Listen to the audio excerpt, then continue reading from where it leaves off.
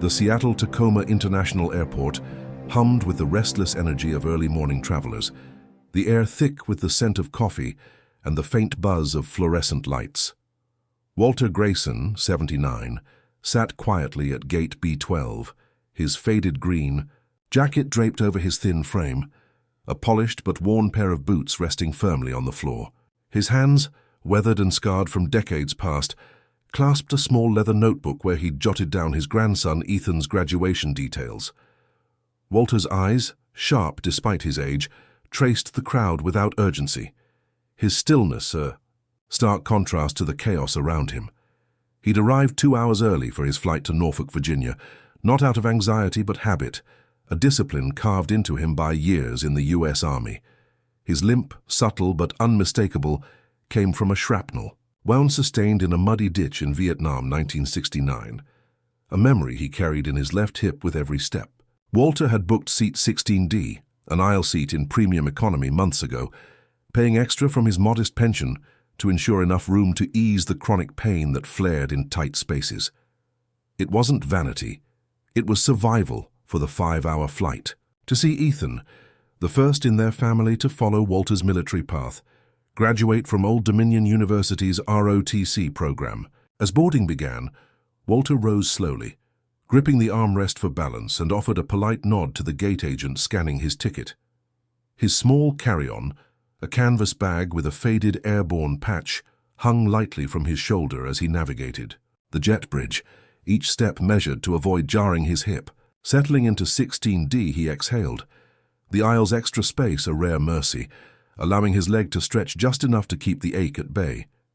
He tucked his bag under the seat, the flag pin on his lapel catching the light, a quiet symbol of a life spent serving. Around him, passengers bustled, stowing luggage and claiming seats, but Walter sat still, his mind already in Norfolk, picturing Ethan in his crisp uniform, pride swelling in his chest. A young couple across the aisle laughed over a shared phone screen, unaware of the old man watching them with a faint smile, remembering simpler days with his late wife, Clara. The plane filled quickly, the hum of conversation rising, when a flight attendant's voice cut through. Emily Carter, her Navy uniform crisp, approached with a practiced smile, her name tag glinting under the cabin lights. "Sir, may I confirm you're in 16D?" she asked, her tone polite but edged with urgency. Walter nodded, his voice low but clear. "Yes, ma'am." Emily crouched slightly, her tablet glowing in her hand.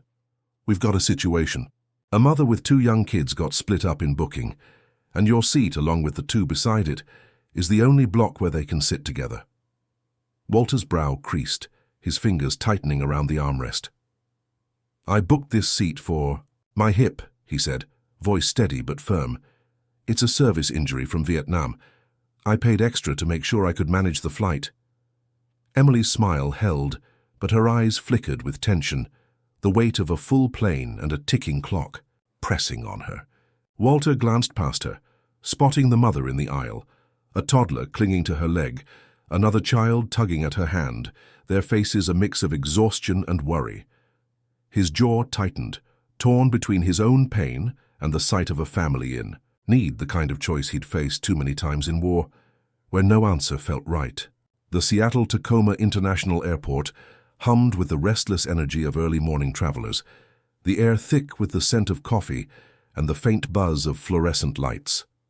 Walter Grayson, 79, sat quietly at gate B12, his faded green jacket draped over his thin frame, a polished but worn pair of boots resting firmly on the floor. His hands, weathered and scarred from decades past, clasped a small leather notebook where he'd jotted down his grandson Ethan's graduation details. Walter's eyes, sharp despite his age, traced the crowd without urgency, his stillness a stark contrast to the chaos around him. He'd arrived 2 hours early for his flight to Norfolk, Virginia, not out of anxiety but habit, a discipline carved into him by years in the U.S. Army. His limp, subtle but unmistakable, came from a shrapnel, wound sustained in a muddy ditch in Vietnam, 1969, a memory he carried in his left hip with every step. Walter had booked seat 16D, an aisle seat in premium economy, months ago, paying extra from his modest pension to ensure enough room to ease the chronic pain that flared in tight spaces. It wasn't vanity. It was survival for the 5-hour flight.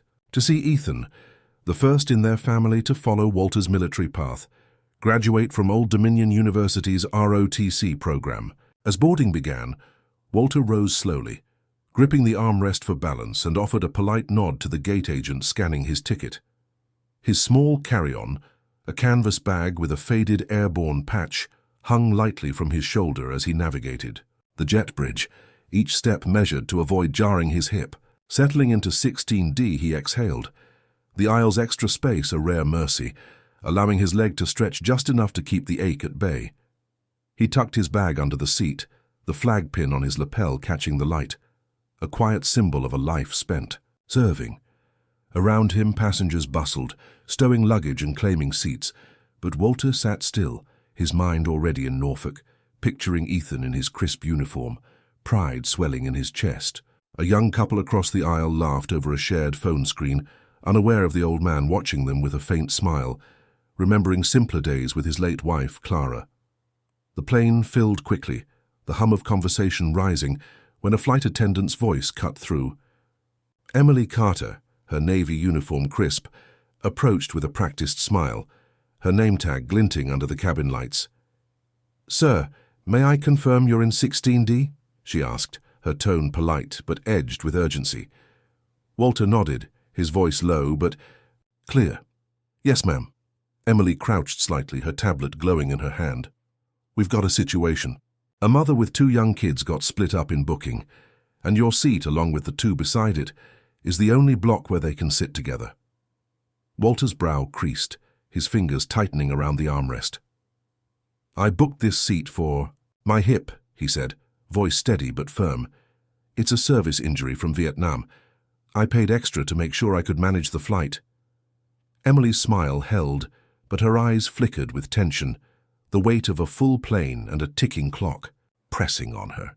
Walter glanced past her, spotting the mother in the aisle, a toddler clinging to her leg, another child tugging at her hand, their faces a mix of exhaustion and worry. His jaw tightened, torn between his own pain and the sight of a family in need, the kind of choice he'd faced too many times in war, where no answer felt right. Walter Grayson's chest tightened as Emily Carter's words hung in the air, the hum of the cabin fading into a dull roar in his ears. He sat in seat 16D, his fingers still curled around the armrest, the worn fabric grounding him as he processed her request. The mother with 2 children stood a few rows ahead, her face etched with fatigue, one child whimpering softly while the other clutched a stuffed bear, eyes wide with confusion. Walter's gaze lingered on them, a flicker of memory surfacing, his own daughter years ago clinging to Clara during a long-ago move, her small hands trembling with uncertainty. He understood the mother's plight, the quiet desperation of needing to keep her family close. But his hip throbbed, a sharp reminder of the shrapnel that had torn through muscle and bone in '69, leaving him with a limp and a lifetime of pain that flared in confined spaces. He'd chosen this aisle seat deliberately, not for comfort but for necessity, to endure the 5-hour flight to Norfolk without his leg seizing up. "Ma'am," he said, his voice low, steady, the cadence of a man who'd faced harder choices. "I hear you, but this seat's not just a preference. It's medical. I can't sit in a middle seat for 5 hours." Emily's smile tightened, her tablet glowing faintly in her hand as she glanced back at the family, then at Walter. "I understand, sir," she said, her tone softening but firm. "But we're out of options. If we don't get this resolved, the flight can't depart on time." The implication landed like a quiet blow, not just inconvenience, but the weight of holding up a plane full of strangers. Walter's jaw clenched, his eyes dropping to his hands, scarred from years of gripping rifles and pulling wounded men to safety. He wasn't one to make a scene, never had been, but the unfairness stung. He'd paid extra, planned ahead, done everything right, yet here he was, cornered. Passengers nearby began to notice, their conversations dipping into curious whispers, eyes darting toward the old man and the young flight attendant. A man in a business suit 2 rows up turned, frowning, as if Walter's refusal was a personal slight. The mother shifted uncomfortably, her toddler starting to cry, and Walter felt the weight of those gazes, the silent judgment painting him as selfish, an obstacle. "What's the alternative?" he asked, his voice barely above a murmur, hoping for a compromise. Emily tapped her tablet, her brow furrowing. "Seat 34B, sir. It's a middle seat, but it's all we've got left." Walter's breath caught. A middle seat back by the lavatories, cramped, no room to stretch his leg, no escape from the pain that would claw at his hip for hours. He knew the layout from years of travel, the way those seats pressed you in, made you feel small, trapped. "That won't work," he said, firmer now, his eyes meeting hers. "My hip won't hold up. I booked this seat for a reason." Emily's smile faltered, a flicker of frustration crossing her face. "Sir, I'm sorry, but we need to seat this family together. It's policy. If you don't move, we can't close the doors." The words landed like a verdict, final, unyielding. Walter sat back, his mind racing, torn between his own need and the pressure mounting around him. He wasn't angry, not yet, but the sense of being erased, of his sacrifice being dismissed, settled deep in his chest. "This isn't right," he said quietly, more to himself than to her. "I'll make a note of your concern, sir," Emily replied, already glancing down the aisle, signaling the family to approach. "But I need a decision now." A long moment passed, the cabin's hum filling the silence. Walter looked at the mother again, her eyes pleading, not with malice but with exhaustion. He thought of Ethan waiting in Norfolk, proud in his uniform, and how this trip was for him, for the family they'd built despite the wars and losses. Slowly he unbuckled his seatbelt, the click loud in his ears. "Walter Grayson, Sergeant. First Class U.S. Army, retired," he said, his voice calm but deliberate, as if carving his name into the moment. "I'm moving under protest. I want that noted." Emily nodded, her expression unreadable, already motioning the family forward. Walter stood, wincing as his hip protested, and gripped the seat back for balance.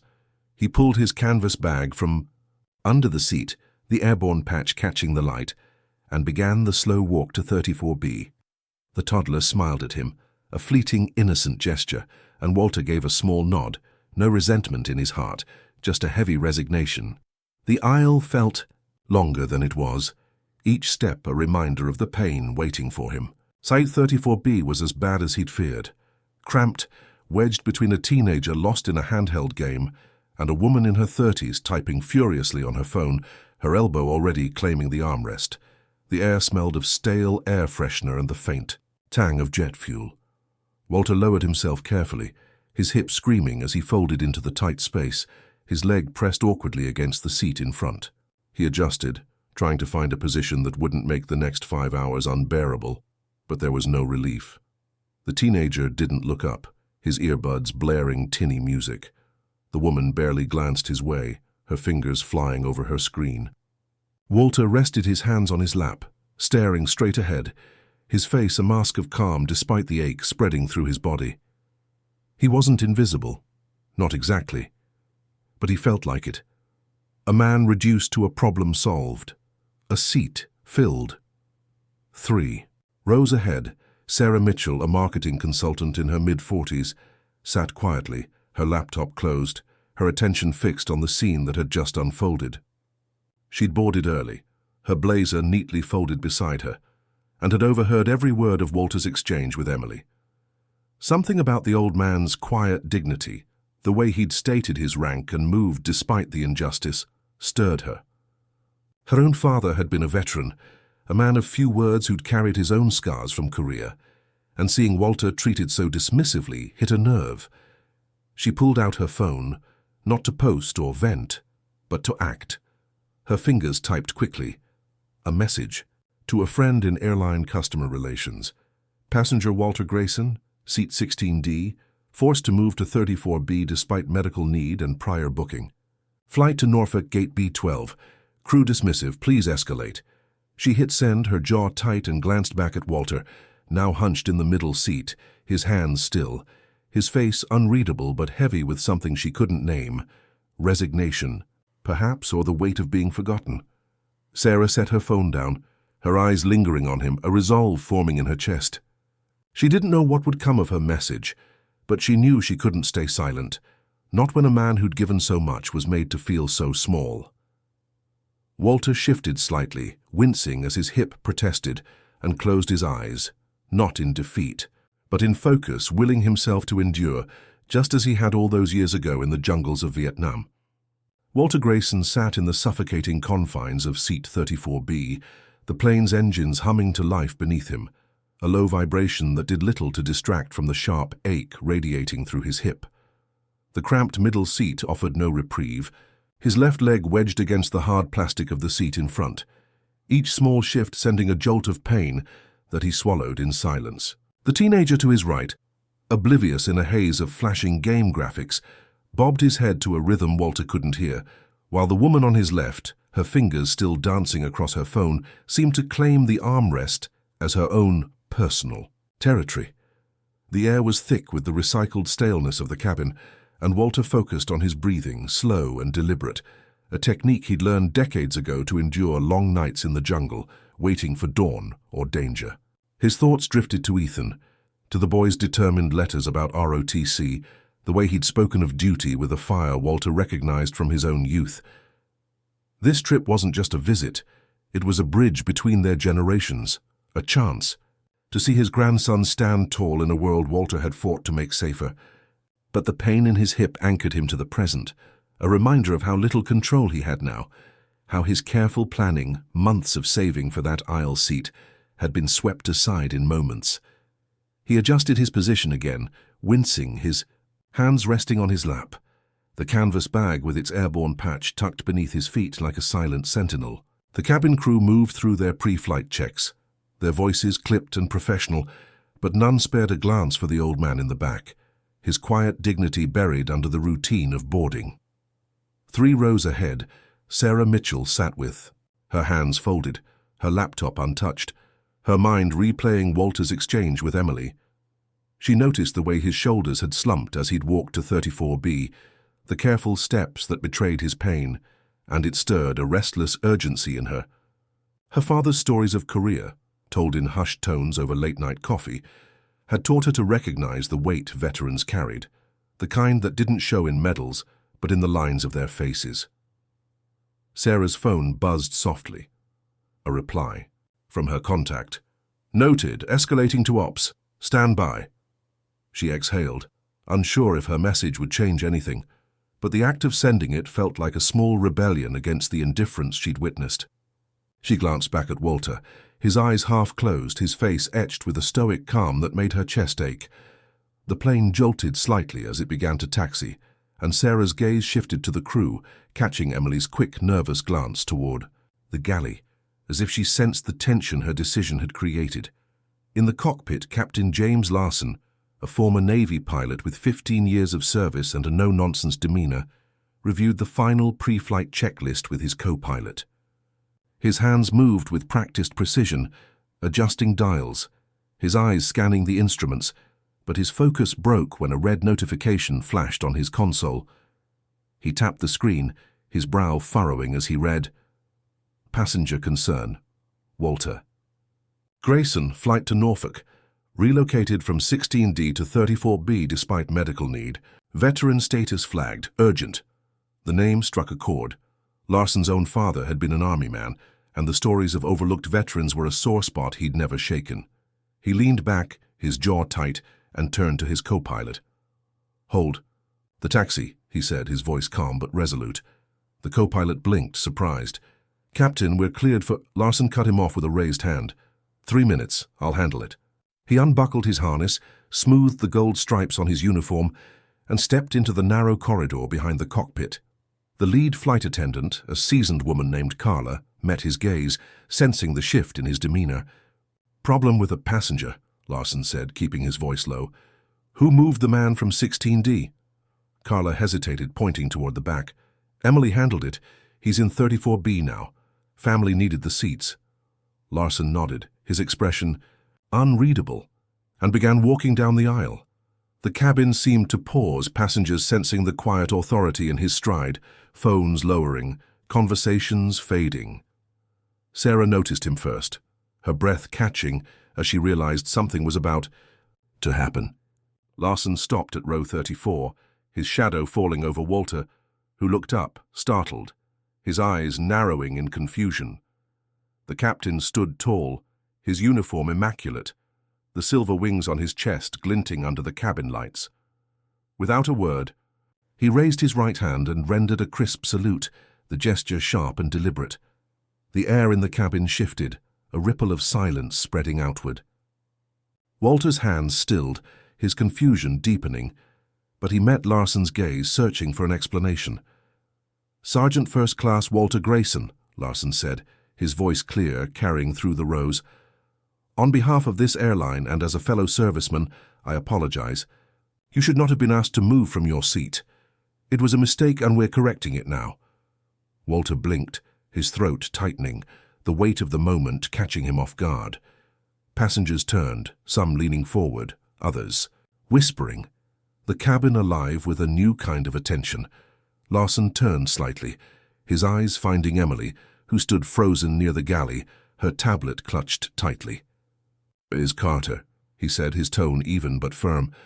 "You'll escort Sergeant Grayson to seat 1B in first class immediately." Emily's face paled, her voice barely audible.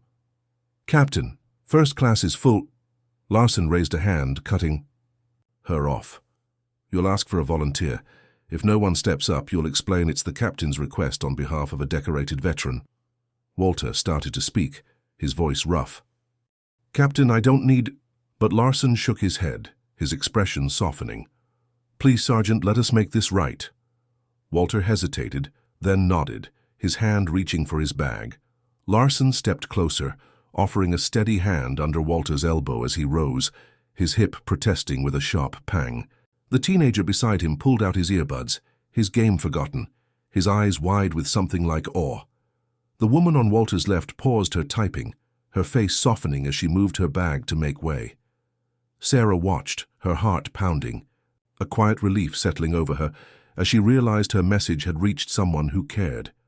The cabin was still, the only sound the low hum of the engines, as Walter began the slow walk to the front, Larson's hand steady at his side. A woman in row 30, her hair pulled back in a neat bun, stood and offered a quiet nod, her hand touching her heart. Another passenger, an older man with a baseball cap, murmured, "Thank you, sir," as Walter passed. Sarah's eyes stung, not with tears but with the weight of witnessing something rare, a moment where dignity was restored, where one man's quiet sacrifice was finally seen. Walter's steps were slow, each one a battle against his pain, but his shoulders were straighter now, his head held just a fraction higher. Larson's presence beside him was a silent promise, a vow that this injustice, however small, would not stand. Walter Grayson's slow walk to the front of the plane felt like a procession through time, each step measured against the ache in his hip and the weight of Captain James Larson's steady hand under his elbow. The cabin, moments ago a hum of distracted voices, now held a reverent hush, passengers' eyes following the old man as he moved toward seat 1B. The teenager from row 34, his game forgotten, stood awkwardly to let Walter pass, his earbuds dangling, like an afterthought. The woman beside him, her phone now silent, offered a small apologetic smile as if suddenly aware of the space she'd claimed. Walter's canvas bag, its airborne patch worn but proud, swung lightly at his side, a relic of a life that had suddenly come into focus for those around him. Emily Carter, the flight attendant, led the way, her steps quick but uncertain, her tablet clutched like a shield against the weight of the moment. She stopped at row 1, where a young man in a crisp polo, a tech entrepreneur named Ryan Patel, sat sipping a sparkling water, his noise-canceling headphones resting around his neck. Emily's voice trembled slightly as she spoke. "Sir, I'm sorry, but we need to reassign your seat. It's the captain's request for a decorated veteran." Ryan glanced up, confused, then followed her gaze to Walter, whose weathered face and stiff posture told a story louder than words. Without hesitation, Ryan nodded, gathering his sleek backpack. "It's all yours, sir," he said to Walter, his voice quiet but sincere. "Thank you for your service." Walter dipped his head, the gesture small but heavy with gratitude, and murmured, "Appreciate that, son." As Ryan stepped into the aisle, Larson guided Walter into the spacious leather seat of 1B, the first-class cabin a world apart from the cramped confines of 34B. The extra legroom was a balm to his hip, but it was the acknowledgement, the captain's. "Salute!" The passengers' gazes. That settled something deeper. A wound Walter hadn't realized still bled. He eased into the seat, his bag tucked beside him, and let out a slow breath, the tension in his shoulders loosening for the first time since boarding. Larson stood beside him a moment longer, his eyes scanning Walter's face as if to ensure the gesture had landed. "You're where you belong now, Sergeant," he said, then turned to Emily. "Ensure he's comfortable. Anything he needs." Emily nodded, her earlier firmness replaced by a quiet deference, and offered Walter a blanket and a bottle of water, her hands moving with care. The cabin buzzed softly now, passengers whispering, some craning their necks to catch a glimpse of the man in 1B. A woman in row 3, her hair streaked with grey, leaned toward her husband, murmuring, "That's how it should be." A young man in a hoodie seated near the window pulled out his phone not to scroll but to record a quiet video, capturing the moment without fanfare. Sarah Mitchell, 3 rows back, sat still, her hands clasped tightly, her heart swelling with a mix of relief and awe. Her message to her contact had sparked this, but it was Larson's resolve, Walter's dignity, that made it real. She thought of her father, how he'd never spoken of his own sacrifices, and felt a pang of pride for acting when others hadn't. The plane's engines roared as it prepared for takeoff, the cabin lights dimming, but the atmosphere felt brighter, charged, with a shared sense of something righted. Larson returned to the cockpit, his steps measured, and before closing the door, he glanced back at Walter, their eyes meeting in a silent exchange of respect. As the plane lifted off, Walter gazed out the window, the Seattle skyline shrinking, below his mind drifting not to the pain in his hip, but to the pride waiting in Norfolk, where Ethan would be standing tall in his ROTC uniform. The first-class seat cradled him, its comfort a stark contrast to the indifference of 34B, but it was the captain's words, the passenger's nods, that held him steady. Halfway through the climb, a man in his early 40s, seated in 4C, stood and approached Walter, his movements hesitant but deliberate. He wore jeans and a faded jacket, his face weathered but kind, his eyes carrying a weight that matched Walter's own. "Sergeant Grayson," he said, his voice low, almost breaking. "I'm Michael Reed. I served in Iraq 2004 under Captain Daniels. He told us about you, about 69, the ambush in Quang Tri. Said you pulled 4 men out of a burning jeep under fire." Walter's breath caught, his eyes narrowing as he searched the man's face, the memory of that day, a blur of smoke, screams and blood, rushing back. "Daniels," Walter said softly, the name a tether to a past he rarely revisited. Michael nodded, his throat tight. "You saved my CO's life. He never forgot it. Neither did we." He paused, his voice dropping. "I just wanted to say thank you. So I wouldn't be here if you hadn't done what you did." Walter's jaw tightened, his eyes glistening but steady. "Just did my job, son," he said, his voice rough but warm. Michael shook his head, a faint smile breaking through. "No. Sir, you did more." He reached out, offering a handshake, and Walter took it, their grip firm, a silent bridge across decades.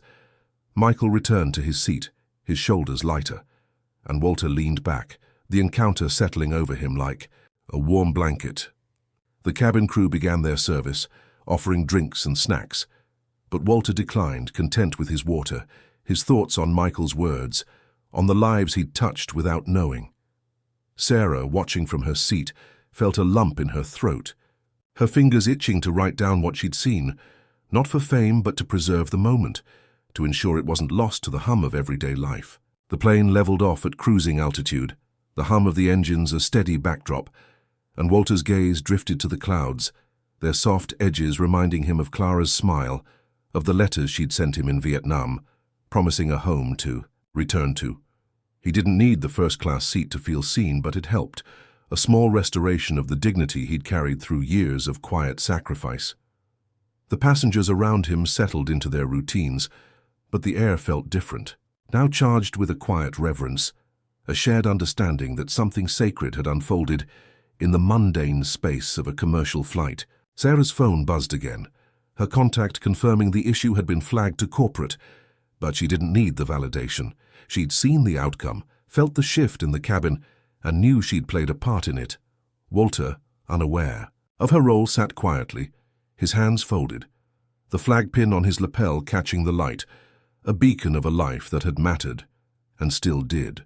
The plane cruised at 35,000 feet, the hum of the engines a steady pulse as sunlight streamed through the windows, casting soft patterns across the first-class cabin where Walter Grayson sat in seat 1B.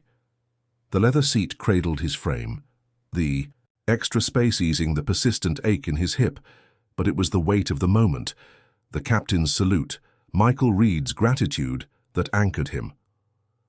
Walter's hands rested lightly on the armrests, his flag pin glinting faintly, a quiet emblem of a life shaped by duty. The cabin crew moved with purpose, their earlier indifference replaced by a careful attentiveness. Offering Walter a warm towel and a menu, he politely declined, his mind elsewhere. He gazed out at the endless stretch of clouds, their golden edges, reminding him of dawn patrols in Vietnam, the brief moments of beauty before the chaos of war. The memory of Michael's words lingered, the younger man's trembling voice pulling Walter back to that burning jeep in Quang Tri, the screams of his men, the weight of their lives in his hands.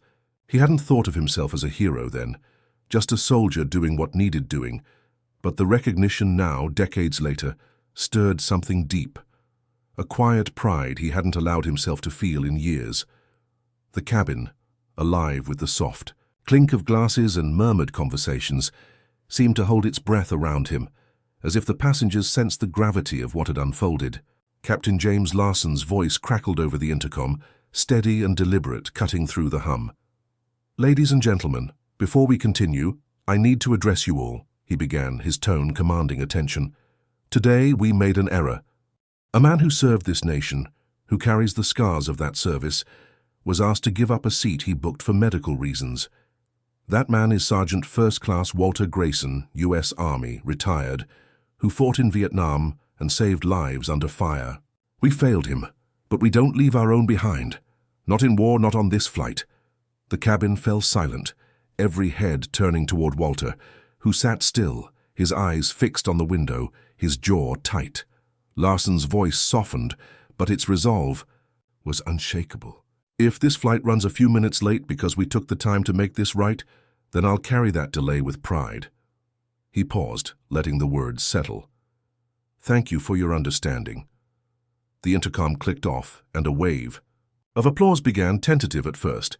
A single pair of hands in row 5, then spreading row by row, until the cabin resonated with it. It wasn't loud or performative, but earnest, a collective acknowledgement of a wrong corrected. Walter didn't look up, his throat tight, but he felt the weight of their gaze, not as judgment now, but as respect.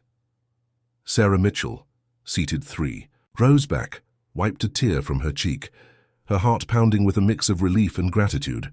She'd seen her message spark this chain of events, but Larson's speech, Walter's quiet strength, had transformed it into something greater, a reminder that honor could still rise above the noise of everyday indifference.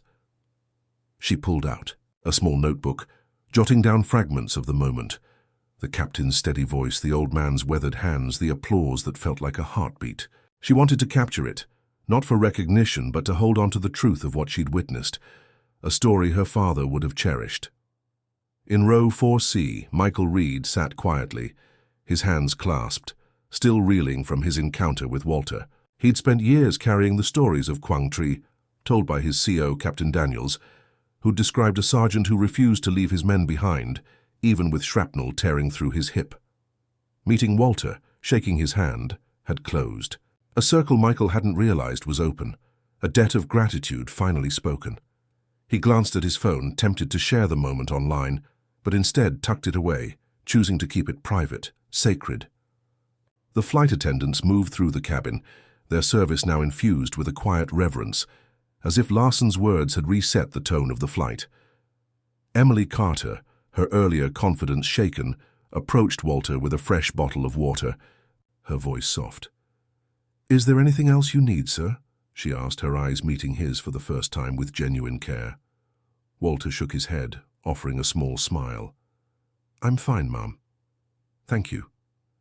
She nodded, lingering a moment. Before moving on, her steps slower as if she were processing the weight of her earlier decision. The plane banked slightly, the clouds shifting outside Walter's window, and he thought of Ethan, of the boy's letters filled with dreams of service, of carrying forward a legacy Walter had never spoken of aloud. The applause had faded, but its echo lingered in the glances of passengers, the occasional nod from across the aisle. A woman in her 60s, seated in 2A, leaned forward, her voice low but clear. "My brother was in Vietnam," she said, her eyes soft. "He didn't come home. Thank you for what you did." Walter met her gaze, his voice steady. "I'm sorry for your loss, ma'am." She nodded, her lips trembling, and turned back to her book, her hands shaking slightly. The moment passed quietly, but it added another layer to the reverence surrounding Walter, a man whose sacrifices were becoming visible one story at a time. Sarah watched these exchanges, her notebook filling with details, the way Walter's hands stayed steady, the way his eyes softened when he spoke, the way the cabin seemed to orbit around him now. She thought of her father, how he'd sit on their porch in Virginia, staring at the stars, never speaking of the battles he'd survived, and she felt a surge of purpose, a need to ensure Walter's story wasn't forgotten. The plane's steady hum was a backdrop to her thoughts, and she began drafting a column in her mind, not for fame but for truth, for the veterans like her father and Walter who carried their burdens in silence. In the cockpit, Larson adjusted, his head set, his focus back on the flight but his mind still on the man in 1B. He'd grown up hearing his father's stories of overlooked soldiers, men who returned from war to a world that moved on without them, and the notification about Walter had hit a nerve. His decision to act wasn't just policy, it was personal, a stand against the erasure of men like Walter. The co-pilot glanced at him, a question in his eyes, but Larson only nodded, his expression calm but resolute. The flight continued, the clouds outside giving way to patches of blue, and Walter sat quietly, his thoughts drifting between past and present, between the jungles of Vietnam and the graduation stage in Norfolk.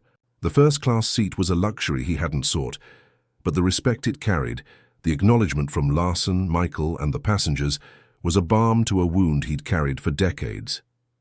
He didn't need their applause, but it reminded him that his service, his pain, his life still mattered. The cabin settled into a rhythm, but the air remained charged, a silent agreement among the passengers that they'd witnessed something rare, a moment where one man's quiet courage had reshaped the space around him.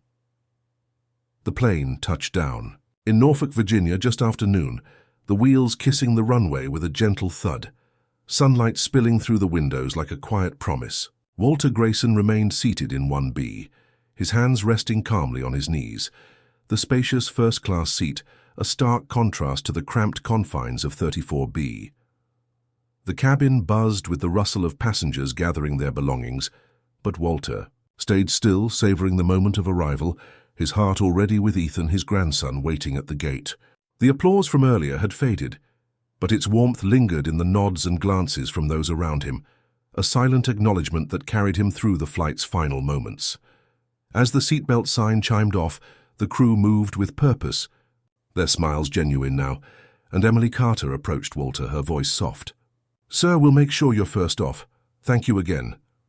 Walter nodded, his eyes kind but distant, his thoughts on the boy he'd come to see, the one who'd chosen a path of service like his own. He rose slowly, his hip protesting, but manageable, and slung his canvas bag over his shoulder, the airborne patch a quiet testament to his past. The jet bridge felt shorter than the one in Seattle, each step lighter despite the ache, as if the weight of the flight's events had lifted something within him. At the gate, Ethan stood tall in his ROTC uniform, its creases sharp, his face breaking into a grin as he spotted Walter. A handmade sign reading, "Welcome, Grandpa Walt," lay discarded at his feet as he rushed forward, wrapping Walter in a hug that was all strength and pride. "So you made it," Ethan said, pulling back, his eyes scanning Walter's face. "Your hip okay?" Walter chuckled, the sound low and warm. "Had a rough start, but they found me a better seat." He kept it simple, not wanting to burden the moment with details, but Ethan's gaze lingered, sensing there was more. They moved toward baggage claim, Ethan matching Walter's slower pace, his questions about the flight gentle but persistent. Walter deflected with talk of Ethan's training, the drills, the future that lay ahead, his pride evident in every word. They sat on a bench near the terminal's glass walls, the Norfolk sun casting long shadows, and Walter listened as Ethan spoke of his commissioning, his dreams of leading with honor. The moment felt like a gift, a connection forged across generations, and Walter's heart swelled, the pain of the flight fading against the joy of this reunion. Back on the plane, Sarah Mitchell lingered in her seat, her notebook filled with scribbled details of the flight, the captain's speech, Michael's gratitude, the quiet reverence that had settled over the cabin. She'd seen a post on her phone, a short video of Larson's intercom announcement, shared by a passenger in row 10, already gaining traction online. It wasn't viral yet, but the comments were heartfelt. Stories of other veterans, other overlooked heroes. Sarah felt a pull to add her voice, not for clout, but to honor the man she'd watched transform a flight into a moment of grace. She began typing a draft on her laptop, her words careful, capturing the dignity of Walter's silence, the power of Larson's stand. She'd submit it to a local Virginia paper, she decided, a small act to ensure the story lived beyond the cabin. Days later, Walter received a letter at his Tacoma home, the airline's logo embossed on the envelope. Inside was a formal apology, a full refund for his flight, and a card naming him a veteran of honor with lifetime travel benefits. No fees, no codes, just a promise to get him where he needed to go. Walter folded the letter carefully, placing it beside the small flag on his study shelf, his fingers lingering on the fabric, a quiet nod to the recognition he hadn't sought but welcomed. A week later, another envelope arrived, this one hand-addressed, the seal of the department, of the Army stark against the white paper. Inside, a typed note explained that a retired officer, prompted by a public inquiry, had uncovered a lost action report from Quang Tri, 1969. It detailed how Sergeant First Class Walter Grayson, despite a shrapnel wound, had pulled 4 soldiers from a burning jeep under enemy fire, his actions saving their lives. The file, mislaid in the chaos of war, had been restored, and with it a Bronze Star recommendation, long overdue. Attached was a handwritten note, the ink slightly smudged. "Walt," it began, "I was Private Larson, one of those men you saved. I've lived a life because of you. Family, kids, grandkids. I never got to say thank you. You're the reason I'm here." Signed, Colonel Thomas Larson, U.S. Army, retired.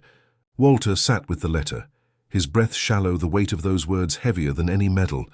He didn't cry, but his eyes burned, and he set the letter beside the airlines, a quiet archive of a life seen at last. In Richmond, Sarah's column ran in a local paper, picked up by a national outlet, its words simple but piercing, telling of a veteran asked to move, a captain who refused to let it stand, and a cabin that rose to honor him. The story spread, not as a sensation but as a quiet call, read in VFW halls, shared in school assemblies, tacked to community boards. A photo of Walter in 1B, his head bowed, sunlight on his hands, became a symbol, not of fame, but of remembrance, a reminder that honor endures in the smallest acts. Walter's life in Tacoma didn't change much.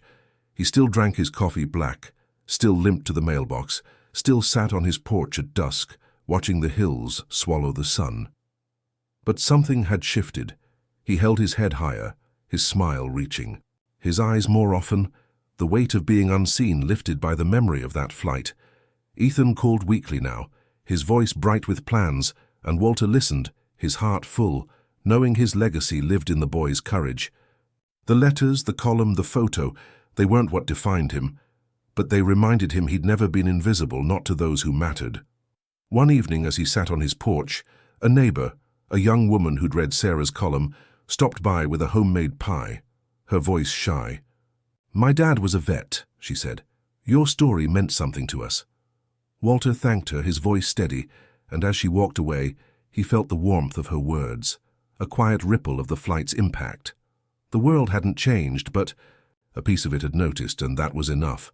Sarah, back in her Richmond office, kept a copy of her column pinned to her wall, a reminder of why she wrote, not for awards, but for moments like this, when one voice could amplify another. Walter's story, she knew, wasn't just his. It was every veteran's, every quiet hero waiting to be seen. And in that Norfolk terminal, as Walter and Ethan walked toward the parking lot, the sun high and the future bright, Walter felt a peace he hadn't known in years. A certainty that his sacrifices, his pain, his love, had found their place in the world.